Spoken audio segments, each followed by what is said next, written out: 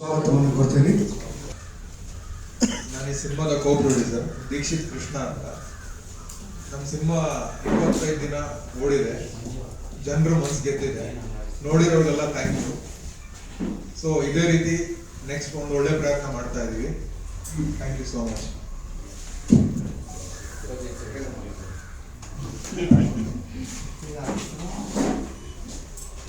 ರಾಜಯೋಗ ಚಿತ್ರತಂಡನ ಮತ್ತೊಮ್ಮೆ ಕೊನೆ ಪ್ರೆಸ್ ಮೀಟ್ ನಾವು ಮಾಡಿದ್ದು ಅಥವಾ ಮಾಧ್ಯಮದವ್ರ ಜೊತೆ ನಾವು ಒಂದು ತಂಡ ಆಗಿ ಬೆರೆತಿದ್ದು ಹೋದ ತಿಂಗಳು 9ನೇ ತಾರೀಕು. ಅಂದರೆ ನಾವು ಚಿತ್ರತಂಡ ಯಾವತ್ತು ಸಿನಿಮಾ ಜನಗಳ ಮುಂದೆ ಬರ್ತಾ ಇದ್ದೀವಿ, ದಯಮಾಡಿ ನೀವು ಸಹಕಾರ ಇರಲಿ ಅಂತ ಕೇಳುವಂಥ ದಿನ ಆಗಿದ್ದದು. ಅವ್ರು ಒಂದೆರಡು ಪ್ರಶ್ನೆ ಕೇಳಿದ್ರು. ನೀವು 7ನೇ ತಾರೀಕು 9ನೇ ತಾರೀಕು ಪ್ರೆಸ್ ಮೀಟ್ ಮಾಡಿ 17ನೇ ತಾರೀಕು ಸಿನಿಮಾ ರಿಲೀಸ್ ಮಾಡ್ತಾ ಇದ್ದೀವಿ, ಜನಕ್ಕೆ ಹೆಂಗೆ ಮುಗಿಸೋದು ನಾವು ಸಿನಿಮಾನ? ಜನಕ್ಕೆ ಹೆಂಗೆ ಮುಟ್ಸೋದು ಅಂದರೆ ನಮ್ಮ ಜೊತೆ ಒಬ್ಬರು ಡಿಸ್ಟ್ರಿಬ್ಯೂಟರ್ ಸರ್ ಇದೆ, ಸುರೇಶ್ ಸರ್. ಸಿನಿಮಾ ಭಾಳ ಚೆನ್ನಾಗಿದೆ. ಇವತ್ತಿನ ಸೋಷಿಯಲ್ ಮೀಡಿಯಾದಲ್ಲಿ ಜನಕ್ಕೆ ಸಿನಿಮಾ ಮುಟ್ಟಿಸ್ಬೇಕು, ಆ ಜನಕ್ಕೆ ಸಿನಿಮಾ ನೋಡೋ ಪ್ರೀತಿ ಬರಬೇಕು ಅಂದರೆ ಒಂದು ದಿವಸ ಸಾಕು, ಅಷ್ಟು ಆಕ್ಟಿವ್ ಆಗಿ ಕೆಲಸ ಮಾಡ್ಬೋದು ಸೋಷಿಯಲ್ ಮೀಡಿಯಾ ಅಂತ ಕಾಲಘಟ್ಟದಲ್ಲಿ ನಾವು. ಅದರಂತೆ ಸುಸೂತ್ರವಾಗಿ 12ನೇ ತಾರೀಕು ಸಿನಿಮಾನು ರಿಲೀಸ್ ಆಯಿತು. ಎಲ್ಲರಿಗೂ ಗೊತ್ತಿರೋ ಹಂಗೆ ಇವತ್ತಿನ ಕನ್ನಡ ಚಿತ್ರೋದ್ಯಮದಲ್ಲಿ ಇರುವಂಥ ಕಾಂಪಿಟೇಷನ್ ಮಧ್ಯದಲ್ಲೇ ನಾವು ಸಿನಿಮಾ ಬಂದ್ವಿ. ಏನೋ ಒಂದು ದೊಡ್ಡ ಹೋಪ್ಸ್ ಇತ್ತು ಅಂದರೆ ನಮಗೆ ಒಂದು ಒಳ್ಳೆ ಕತೆ, ಒಂದು ಒಳ್ಳೆ ವಿಚಾರ ಇಟ್ಕೊಂಡು ಬಂದಿದ್ದೀವಿ. ಸಿನಿಮಾ ನಾಳೆ ಥಿಯೇಟರ್ ಬರೋಕ್ಕೆ ಮುಂಚೆ ನಿಜವಾದ ಒಪಿನಿಯನ್ ಮಾಧ್ಯಮದವರಿಗೆ ನಮ್ಮ ಸಿನಿಮಾ ಪ್ರದರ್ಶನ ಕೂಡ ಮಾಡಿದ್ರು.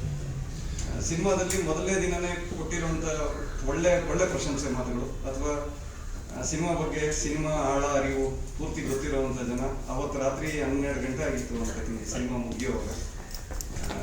ಸಿನಿಮಾ ಪತ್ರಕರ್ತರು ಕಣ್ಣಲ್ಲಿ ಒಂದು ದೊಡ್ಡ ನೀರು ಹಾಕೋದಾಗ ಅವತ್ತೇ ನಾವು ಗೆದ್ವಿ ಸಿನಿಮಾ ಅನ್ನಿಸ್ತು ನಮ್ಗೆ ಮುಂದೆ ಬಿಸ್ನೆಸ್ ಆಗ್ತದ, ಇನ್ನೊಂದು ಸಿನಿಮಾ ಮಾಡೋದು ದುಡ್ಡು ಬರ್ತದ, ಈ ಸಿನಿಮಾ ದುಡ್ಡಲ್ಲಿ ನಾವು ಕಾರ್ಯಗಳು ತಗೋತೀವೋ, ಆಸ್ತಿಗಳು ಕೊಂಡ್ಕೋತೀವೋ, ಅದೆಲ್ಲ ಆಮೇಲೆ ಇರಲಿ.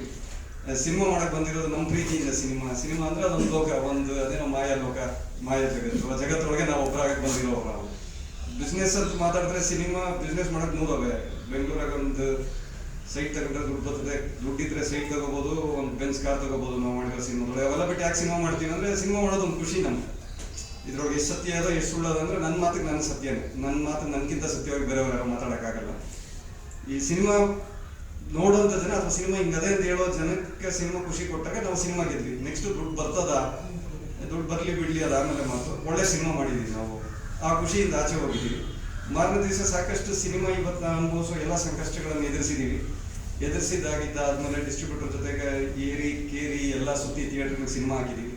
ಸಾಧ್ಯವಾದಷ್ಟು ಜನ ಕಷ್ಟಪಟ್ಟು ಸಿನಿಮಾ ಒಳಗೆ ಕೂರ್ಸಕ್ಕೆ ಪ್ರಯತ್ನ ಮಾಡಿದ್ದೀವಿ. ಸಾರ್ ಹೇಳ್ದಂಗೆ 3ನೇ ದಿವಸ ಆದಮೇಲೆ ಮೌತಾಗಿ ಬಂದಮೇಲೆ ಜನ ಬರ್ತಾರೆ, ಸಿನಿಮಾ ನಿಲ್ತದೆ.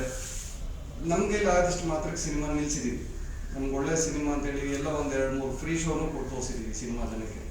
ಎಲ್ಲ ಒಂದ್ಸರ್ತಿ ನನಗನ್ನಿಸ್ತಾ ಇತ್ತು, ನಾನು ಒಬ್ಬ ಪ್ರಮುಖ ನಿರ್ಮಾಪಕನಾಗಿ ಸಿನಿಮಾ ನುಗ್ಗಿ ಜನ ನೋಡದೇ ಇರುವಂಥ ಕಂಟೆಂಟ್ ಒಂದಲ್ಲದೆ ಇದ್ರು ಸಿನಿಮಾನು ಕೂತಿರೋಷ್ಟೊತ್ತು ಬಹಳ ಸ್ವಾರಸ್ಯವಾಗಿ ಅನುಭವಿಸಿ ಹೋಗುವಂಥ ವಾತಾವರಣ ನಮ್ಮ ಸಿನಿಮಾ ಚಿತ್ರಮಂದಿರದೊಳಗೆ ಕಾಣಿಸ್ತಾ ಇತ್ತು. ಒಂದು ಶೋ ನಮ್ಮೂರ ಕಾಡುಗೋಡಿ ಶ್ರೀನಿವಾಸ ಥಿಯೇಟ್ರು ಒಂದು 450 ಜನ ಕೂತಿದ್ರು.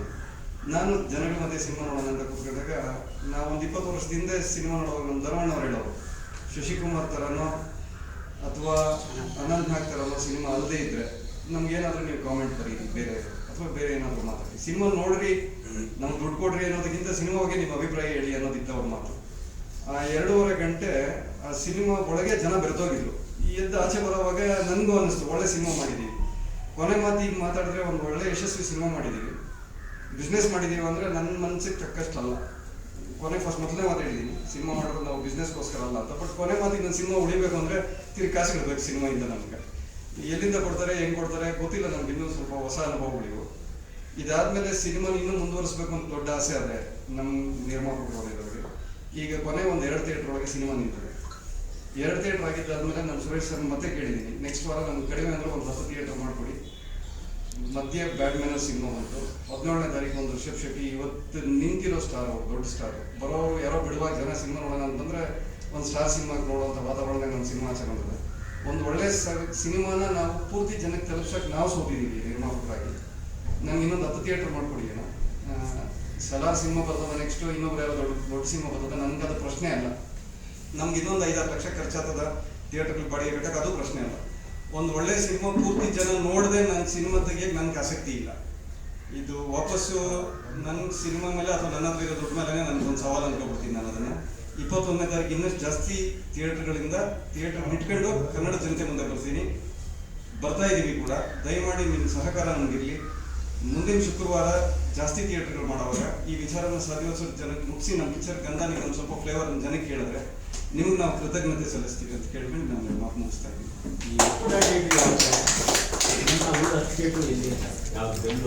ಬೆಂಗಳೂರು ಕರ್ನಾಟಕ ಸ್ಟೇಟ್ ಅಂತ ಬಂದಾಗ ಬೆಂಗಳೂರು ಒಂದು 5-6 ಥಿಯೇಟರ್ ಕಾನ್ಸಂಟ್ರೇಟ್ ಮಾಡ್ತೀವಿ.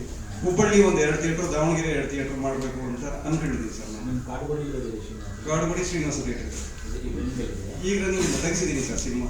ಈಗ ಇಲ್ಲಿ ಬ್ಯಾಟ್ಮನ್ ಸಿನಿಮಾ ಬಂತು, ಅದಾದ್ಮೇಲೆ ಎದ್ದು ಅನಿಮಲ್ ಸಿನಿಮಾ ಬಂತು.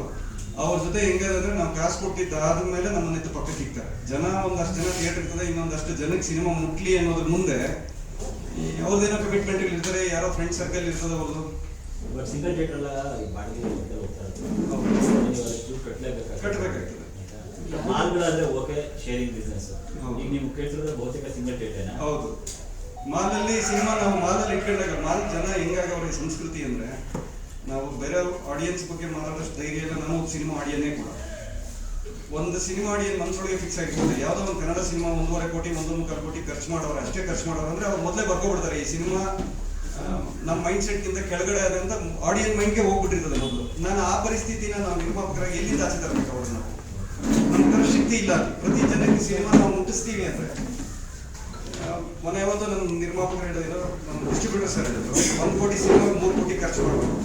3 ಕೋಟಿ ನಾವು ಬ್ಯಾನರ್ಗಳ ಮಿತ್ರರು ಕೂಡ ನಮ್ಮ ಸಿನಿಮಾದೊಳಗೆ ದರ್ಶನ್ ಸರ್ ಇಲ್ಲ, ಸುದೀಪ್ ಸರ್ ಇಲ್ಲ, ಕಂಟೆಂಟ್ ಚೆನ್ನಾಗಿದೆ. ಈ ಕಂಟೆಂಟ್ ನಾವು ಮುಗಿಸ್ಬೇಕು ಅಂದ್ರೆ ಸಿನಿಮಾ ಒಂದಿಷ್ಟು ಟ್ರೈಲರ್ ಕೊಟ್ಟಿರ್ತೀವಿ, ಯಾರೋ ಆನಂದ್ ಅಡಿ ಅಂತ ಅವ್ರು ಟೈಪ್ ಮಾಡ್ಬಿಟ್ಟಿರ್ತೀವಿ. ಸಿನಿಮಾ ಚೆನ್ನಾಗಿದೆ ಅಂತ ಹೆಂಗೆ ಜನಕ್ಕೆ ಮುಗಿಸ್ಬೇಕು ನಾವು? ಯಾವ ದಾರಿ ಅದು? ಒಂದು ಶೋ ಕೊಡ್ತಾರೆ ಕನ್ನಡ ಸಿನಿಮಾ, ಇಲ್ಲಿ ಯಾವುದೇ ಮಲ್ಟಿಪ್ಲೆಕ್ಸ್ ಹೋಗ್ತೀವಿ.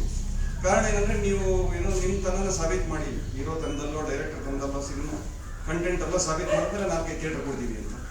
ಬಿಸಿ ಶೆಡ್ಯೂಲ್ ಒಳಗೆ ಜನ ಆಡಿಯನ್ಗೂ ಅವ್ರಿಗೆ ನಿಗದಿ ಅವ್ರೆ, ನಾವು ಇವರದೇ ಸಿನಿಮಾ ನೋಡಬೇಕು, ಮನೆಯಿಂದ ಎದ್ದು ಬರೋವಾಗೆ ನಾನು ಇಂಥ ಸಿನಿಮಾಗೆ ಹೋಗ್ಬೇಕು ಅಂದಾಗ ನಾನು ಮುಗಿಸೋದು ಹೆಂಗಂದ್ರೆ 1 ತಿಂಗಳು ಟೈಮು ಬೇಕಾಗಿದೆ. ನನಗೆ ಬೇಕಾಗಿದೆ 1 ತಿಂಗಳು ಟೈಮು. ಸತ್ಯ ಮಾತಾಡ್ತೀನಿ ನಾನು. ನಿಮ್ಮ ಒಂದಷ್ಟು ಜನಕ್ಕೆ ಮುಟ್ಟದೆ ಸಿನಿಮಾ. ಮುಟ್ಟಿರೋದ್ರ ಮಧ್ಯೆ ದೊಡ್ಡ ದೊಡ್ಡ ಸಿನಿಮಾಗಳ ಮಧ್ಯೆ ಹೆಚ್ಚು ಗುಜ್ಜು ಆಗಿದ್ದೀವಿ ನಾವು. ಒಂದಿಷ್ಟು ಕೈಗಾಲ ಸರಿ ಮಾಡ್ಕೊತೀವಿ, ಮತ್ತೆ ಬ್ಯಾಕ್ ಟು ದ ಥಿಯೇಟರ್ಸ್. ದಯಮಾಡಿ ನಿಮ್ಮ ಸಹಕಾರ ಇದೆ. ಈ ಮುಂಚೆ ಸಿನಿಮಾ ಮಾಡಿದ್ದೆ, ಕನ್ನಡ ಗೊತ್ತಿಲ್ಲ ಸಿನಿಮಾ ಮಾಡಿದ್ದೆ. ಕನ್ನಡ ಗೊತ್ತಿಲ್ಲ ಸಿನಿಮಾ ಮಾಡಿದ್ದ 1 ತಿಂಗಳ ಕರೋನಾ ಪರಿಸ್ಥಿತಿನ ಎದುರಿಸಿದ್ವಿ. ಒಂದು ಸಿನಿಮಾ ತಂಡ ಆದಾಗ ಒಂದು ಕುಟುಂಬ ಅಂತ ಇರ್ತದೆ, ಒಂದಷ್ಟು ಬೇಡ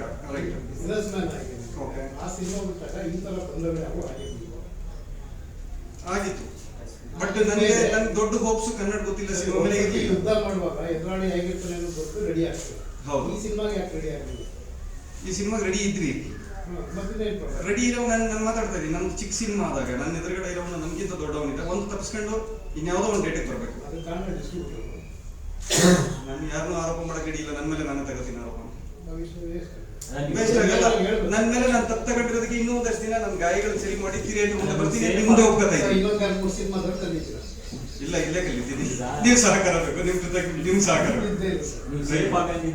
ಟಿವಿ ರೇಟ್ಸ್ ಕೂಡ ಸ್ಯಾಟಲೈಟ್ ಡಿಜಿಟಲ್ ಎಲ್ಲ ಪ್ಲಾಟ್ಫಾರ್ಮ್ ಇತ್ತು, ನಿಮ್ಗೆ ಓಪನ್ ಅಪ್ ಇತ್ತು, ಅದೆಲ್ಲ ಬಿಸ್ನೆಸ್ ಆಗಿದೆಯಾ ಅಂತ.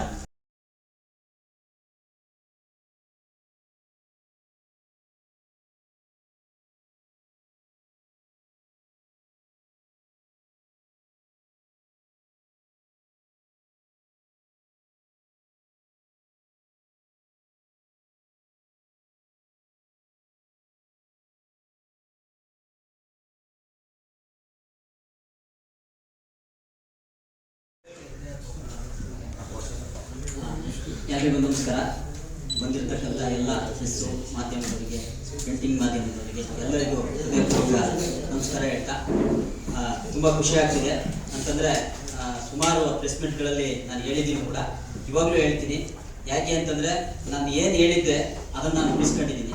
ನಿಮಗೆ ಅದೆಲ್ಲ ಗೊತ್ತು, ಯಾಕೆಂದರೆ ನೀವೆಲ್ಲ ಈಗ ಆಲ್ರೆಡಿ ಸಿನಿಮಾ ನೋಡಿದ್ದೀರಾ. ನಾನು ಏನು ಹೇಳಿದ್ದೆ ಅಂದರೆ, ನಮ್ಮ ಇಡೀ ಸಿನಿಮಾದಲ್ಲಿ ನೀವು ಸಿನಿಮಾ ನೋಡ್ತಾ ಇದ್ದರೆ ಹಳೆ Anantnag sir, Shashikumar sir, Kashinath cinema ಒಂದ್ಸಲ ನಿಮಗೆ ನೆನಪಾಗುತ್ತೆ ಅಂತ. ಅದು ಕೆಲವು ಜನ ಇದರಲ್ಲೂ ಕೂಡ ವಿಮರ್ಶೆಯಲ್ಲೂ ಕೂಡ ಮೆನ್ಷನ್ ಮಾಡಿದ್ದೀರಾ. ಅಲ್ಲಿ ನಾನು ಗೆದ್ದಿದ್ದೀನಿ ಅಂತ ಹೇಳ್ತೀನಿ. ಹಾಗೆ ನಾವೇನು ಅಂದ್ಕೊಂಡಿದ್ದೀವಿ, ನಾವೇನು ಅಂದ್ಕೊಂಡು ಬಂದಿದ್ವಿ, ಆ ದೊಡ್ಡ ಮಟ್ಟಿಗೆ ಖಂಡಿತವಾಗ್ಲೂ ನಾವು ರೀಚ್ ಆಗಿಲ್ಲ. ಅದನ್ನ ನಾವು ಒಪ್ಕೊಂತೀವಿ. ಯಾಕೆಂದ್ರೆ ಅದರಲ್ಲಿ ಕೆಲವೊಂದು ಇದು ಇದೆ. ಯಾಕೆಂದ್ರೆ ಎಲ್ಲ ಹೊಸ ಪ್ರೊಡ್ಯೂಸರ್ ಆಗಿರೋದ್ರಿಂದ ಅವರಿಗೂ ಕೆಲವೊಂದು ಏನು ಮಾಡಬೇಕು ಏನು ಮಾಡಬಾರ್ದು ಕೆಲವೊಂದು ಪ್ರಚಾರದ ವಿಚಾರದಲ್ಲಿ ಗೊತ್ತಾಗಿಲ್ಲ. ಆದರೆ ಒಂದು ರಾಜರೋಷವಾಗಿ ಹೇಳ್ತೀನಿ, ಇಲ್ಲಿ ತನಕ ನಾ ಏನು ಜನ ನೋಡಿರೋ ಜನಸಂಖ್ಯೆ ಕಡಿಮೆ ಇರ್ಬೋದು, ಆದ್ರೆ ನೋಡಿರೋ ಎಲ್ಲರೂ 100% ಹೇಳ್ತೀನಿ, ಇಲ್ಲಿವರೆಗೂ ಒಂದು ನೆಗೆಟಿವ್ ಪಾಯಿಂಟ್ ಈ ಸಿನಿಮಾದಿಂದ ನಾನು ಎಲ್ಲೂ ಕೇಳಿಲ್ಲ. ಹಾಗೆ ಮುಂದಿನ ವಾರ ಅಂದ್ರೆ 5ನೇ ವಾರ ನಮ್ಮ ಸಿನಿಮಾ ಮುಂದೋಗ್ತಿದೆ. ಈ ಒಂದು ಖುಷಿ ಆಗೋದು ಏನಂತಂದ್ರೆ ನಮ್ಮ ಕಡಲಲ್ಲಿ 2 ವೀಕ್ ನಮ್ಮ ಸಿನಿಮಾ ಹೋಗಿದ್ದು, ಆದ್ರೆ ಅಲ್ಲಿ ಎಷ್ಟು ಪ್ರಚಾರ ಆಗಿತ್ತು ನಮ್ಮ ಸಿನಿಮಾ ಅಂತಂದ್ರೆ ಕಾರಣಾಂತರ ಅಂತಂದ್ರೆ ಅದು ಒಬ್ರು ಡಿಸ್ಟ್ರಿಬ್ಯೂಟರ್ ಹ್ಯಾಂಡ್ ಓವರ್ ಅಲ್ಲಿ ಇದೆ ಆ ಥಿಯೇಟ್ರು, ಅವರು ಬೇರೆ ಸಿನಿಮಾ ಇದ್ದಿದ್ದರಿಂದ ತೆಗೆದು ಮತ್ತೆ ಮುಂದಿನ ವಾರ ನಮ್ಮ ಜನ ಎಲ್ಲ ಕೇಳಿ ರಿಕ್ವೆಸ್ಟ್ ಮಾಡಿ 5ನೇ ವಾರಕ್ಕೆ ಮತ್ತೆ ಕಡಲಲ್ಲಿ ಮುಂದುವರ್ಸಕ್ಕೆ ಈಗ ಶುಕ್ರವಾರದಿಂದ ಮತ್ತೆ ಪ್ಲಾನ್ ಮಾಡ್ತಿದ್ವಿ. ಆಮೇಲೆ ಇದರಲ್ಲಿ ಏನು ಪ್ಲಸ್ ಅಂತಂದ್ರೆ 2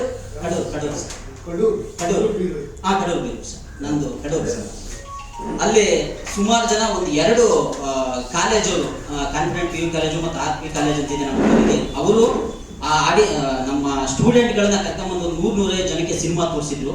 ಅವ್ರು ಹೇಳಿದ್ದು ಏನಂತಂದ್ರೆ ನೆಕ್ಸ್ಟ್ ಅವ್ರ ಫ್ರೆಂಡ್ಸಿಗೆಲ್ಲ ಹೇಳಿ ಸಿನಿಮಾ ನೋಡ್ಲೇಬೇಕು ಅನ್ನೋ ಟೈಮಲ್ಲಿ ಸಿನಿಮಾನ 2 ವಾರ ತೆಗೆದುಬಿಟ್ರು. ಈಗ ಅವರೆಲ್ಲ ಅವರು ನಾನು ಓದಿದ್ದು ಗೌರ್ಮೆಂಟ್ PU ಕಾಲೇಜಲ್ಲಿ, ಅವರು ಕೂಡ ಫೋನ್ ಮಾಡಿ ಪ್ರಿನ್ಸಿಪಲ್ ಇಲ್ಲ ನೀವು ಮತ್ತೆ ಹಾಕ್ಸಿ, ನಾವು ಹುಡುಗರಿಗೆಲ್ಲ ತೋರಿಸ್ಬೇಕು, ಇದು ಹುಡುಗರು ನೋಡೋವಂಥ ಸಿನಿಮಾ, ವಿದ್ಯಾರ್ಥಿಗಳು ನೋಡೋವಂಥ ಸಿನಿಮಾ. ಯಾಕೆಂತಂದ್ರೆ ಒಬ್ಬ KS ಮಾಡಬೇಕು, ಇಲ್ಲ ಏನಾರ ಒಂದು ಅಧಿಕಾರ, ಒಂದು ಪದವಿನ, ಒಂದು ವೃತ್ತಿನ ಪಡ್ಕೋಬೇಕು ಅಂತಂದ್ರೆ ತುಂಬಾ ಕಷ್ಟ ಇದೆ. ಆಮೇಲೆ ತುಂಬಾ ಜನ ಓದ್ತಾ ಇರ್ತಾರೆ, ಅವರಿಗೆಲ್ಲ ಇನ್ಸ್ಪೈರ್ ಆಗೋಂಥ ಕತೆ ನಿಮ್ದು ರಾಜಯೋಗದಲ್ಲಿ ಇದೆ. ದಯವಿಟ್ಟು ಸ್ಟೂಡೆಂಟ್ಗಳಿಗೆ ಆದಷ್ಟು ಜಾಸ್ತಿ ತೋರಿಸಿ ಅಂತ ಹೇಳಿದ್ರು. ಅದು ನನಗೆ ತುಂಬಾ ಹೆಮ್ಮೆ ಅನಿಸ್ತು ನಮ್ದು ರಾಜಯೋಗದ ಮುಖಾಂತರ. ಇನ್ನ ನಾನು ಎಲ್ಲ ಪ್ರೊಡ್ಯೂಸರ್ಸ್ಗೆ ಥ್ಯಾಂಕ್ಸ್ ಹೇಳಲೇಬೇಕು. ಯಾಕೆಂತಂದ್ರೆ ನನ್ನಂತ ನಂಬಿ ಕೋಟ್ಯಾಂತರ ರೂಪಾಯಿ ದುಡ್ಡು ಹಾಕೋದು ಅಷ್ಟು ಈಸಿ ಅಲ್ಲ. ಅಕ್ಕಪಕ್ಕ ನಮ್ಮ ಫ್ಯಾಮಿಲಿ ಅವ್ರು ಕೇಳಿದ್ರೆ 25-30 ಸಾವಿರ ಕೊಡೋದು ಕಷ್ಟ, ಅಂತದ್ರಲ್ಲಿ ಅದನ್ನ ಹಾಕಿ ಇವತ್ತಿಗೂ ತುಂಬಾ ಹೆಮ್ಮೆಯಿಂದ ತುಂಬಾ ಖುಷಿಯಿಂದ ಹೇಳ್ತೀನಿ. ತುಂಬಾ ಒಂದು ಒಳ್ಳೆ ಸಿನಿಮಾ ಮಾಡೋಕ್ಕೆ ಅವರೆಲ್ಲ ಕಾರಣಕರ್ತರು, ಅವರಿಗೆಲ್ಲ ಋಣಿಯಾಗಿರ್ತೀನಿ. ಹಾಗೆ ನಮ್ಮ ಡೈರೆಕ್ಟರ್ ಲಿಂಗರಾಜ್ ಅವರು ಅವನ ಕತೆ ಹೇಳಿದಾಗ ಏನ್ ಹೇಳಿದ್ದ, ಸ್ಕ್ರೀನ್ ಮೇಲೂ ಕೂಡ ಅದೇ ತರ ತಂದಿದ್ದಾನೆ, ಅದ್ರಾಗ 2ನೇ ಮಾತೇ ಇಲ್ಲ.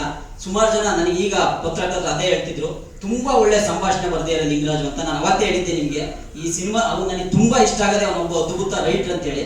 ನನಗೂ ಕನೆಕ್ಟ್ ಆಗಿದ್ದು ಹಂಗೇನೆ. ಯಾಕೆಂತಂದ್ರೆ ಅವ್ನ ಕತೆ ಹೇಳಿದಾಗ 1.5 ಗಂಟೆ ಇದೇನಪ್ಪ ಹಿಂಗೆ ಹೇಳ್ಬಿಟ್ಟ ಕತೆನ, ನಾನೇ ಒಂದು 60% ಕೊಂಡೋಗ್ಬಿಡ್ತಾನೆ ಕಥೆಯಲ್ಲಿ ಅಂತ ಅನ್ಸಿತ್ತು. ನಮ್ದು ಮಧ್ಯಮ ವರ್ಗ ಕೃಷಿ ಫ್ಯಾಮಿಲಿ ಆಗಿರೋದ್ರಿಂದ ಈ ಸಿನಿಮಾನು ಕೂಡ ಅದೇ ತರ ಇದೆ. ಆ ಕ್ಯಾರೆಕ್ಟರ್, ನನ್ನ ಕ್ಯಾರೆಕ್ಟರ್ ಕೂಡ ಒಂದ್ ಸ್ವಲ್ಪ ರಿಯಲ್ ಲೈಫಿಗೆ ಸೂಟ್ ಆಗುತ್ತೆ. ಹಂಗಾಗಿ ನಾವೇನು ಅನ್ಕೊಂಡಿದ್ವಿ ಅದು ಸ್ಕ್ರೀನ್ ಅಲ್ಲಿ ನೀವೆಲ್ಲ ನೋಡಿರೋದ್ರಿಂದ ತುಂಬಾ ಚೆನ್ನಾಗಿ ಹೋಗಿದೆ. 2 ಇಲ್ಲ 3 ಥಿಯೇಟರ್ ಅಲ್ಲಿ ನಮ್ದು 25 ದಿನ ಕಂಪ್ಲೀಟ್ ಮಾಡಿದೆ. ಈಗ ನೆಕ್ಸ್ಟ್ ಮತ್ತೆ ಪ್ರೊಡ್ಯೂಸರ್ ಹೇಳ್ದಂಗೆ ಇನ್ನೊಂದು 7-8 ಥಿಯೇಟರ್ ಅಲ್ಲಿ ಮುಂದಿನ ವಾರದಿಂದ ಮತ್ತೆ ಪ್ರಯತ್ನ ಮಾಡ್ತೀವಿ. ನಿಮ್ಮ ಪ್ರೀತಿ ಪ್ರೋತ್ಸಾಹ ಇರಲಿ. ಸುಮಾರು ಜನ ಕೇಳ್ತಾ ಇದ್ದಾರೆ ಬೇರೆ ಬೇರೆ ಕಡೆ ಊರುಗಳಿಗೆ ಕೊಡಿ ಅಂತ, ಆದ್ರೆ ಥಿಯೇಟರ್ಗಳು ಅದೇ ನಾವು ಹೇಳಿದ್ವಲ್ಲ ಸರಿ ಹೇಳ್ದಂಗೆ ಹೊಸಬ್ರಿಗೆ ಪರ್ಸೆಂಟೇಜ್ ಅಲ್ಲಿ ತುಂಬಾ ಕಡಿಮೆ ಥಿಯೇಟರ್ಗಳು ಕೊಡೋದು. ಯಾಕೆಂತಂದ್ರೆ ಹಂಗಂತೇಳಿ ನಾವು ಅವ್ರು ಪ್ಲೇ ಮಾಡಕ್ಕೂ ಆಗಲ್ಲ. ಯಾಕೆಂದ್ರೆ ಒಂದು ಥಿಯೇಟರ್ ಅಲ್ಲಿ ಎಷ್ಟು ಕಷ್ಟ ಇದೆ ಅಂತ ನಾನು ಹತ್ರದಿಂದ ನೋಡಿದ್ದೀನಿ. ನನ್ನ ಫ್ರೆಂಡ್ಸೇ RP ಕೆಲವು ಜನ ವರ್ಕ್ ಮಾಡ್ತಾರೆ, ಅವ್ರ ಬಾಡಿಗೆಯಿಂದ ಹಿಡಿದು ಅವರಿಗೆ ಸಂಬಳ ಕೊಡೋದ್ರಿಂದ ಹಿಡಿದು